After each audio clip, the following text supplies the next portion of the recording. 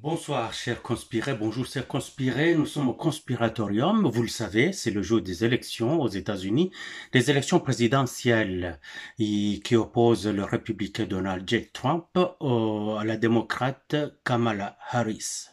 Alors, au moment où on se parle, ici, il est à peu près 21h10, quart, de 21h15. Et le Trump est porté, en fait, il n'est pas porté gagnant, mais il est en légère avance à son homologue, la démocrate. Mais les États-Unis, c'est un pays de contradictions. Vous savez comment les élections s'organisent là-bas et il se passe énormément de tricheries, des choses pas mal obscures dans ce pays-là. Mais quand bien même ils se déclarent ou ils veulent faire croire qu'ils sont une démocratie, rappelez-vous qu'ils ne le sont pas. Je vous ai déjà fait une vidéo là-dessus.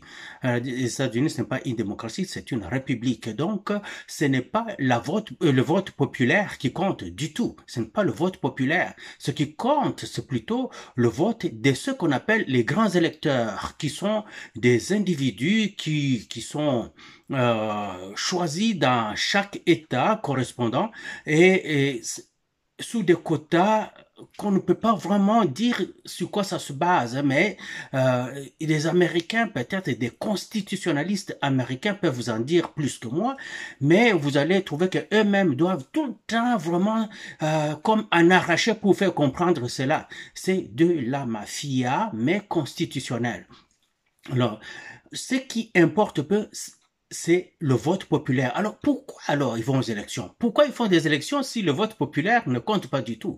C'est pour leurrer le peuple, pour faire croire au peuple qu'ils sont dans une démocratie pendant qu'ils ne le sont pas. Ce qui fait qu'on va faire croire au peuple que vous allez voter et votre vote compte, mais en fin de compte, le peuple grogne après parce qu'on trouve que non, la personne qu'on pensait gagner ne l'a pas eu du tout. Comme en 2020, oui, 2020, Trump avait gagné le vote populaire, mais c'est plutôt Biden qui avait passé parce que Biden a pu avoir le vote des grands électeurs. Par contre, en 2016, Trump avait 2017, Trump avait gagné plutôt le vote populaire, non, non, le vote des grands électeurs et Madame Clinton avait gagné le vote populaire, mais ce n'est pas elle qui a été choisie. Donc c'est du méli-mélo dans ce pays-là.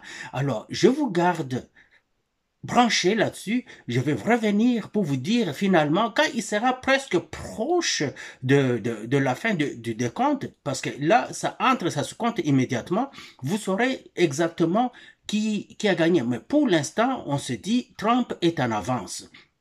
Ça pourrait faire la même chose que ça avait fait quand il s'était affronté contre Biden.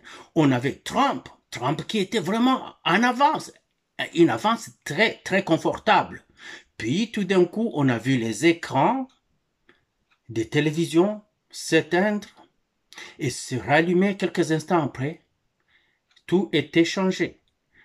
Celui qui était en avance, donc Trump, est allé en arrière et Biden est allé en avant.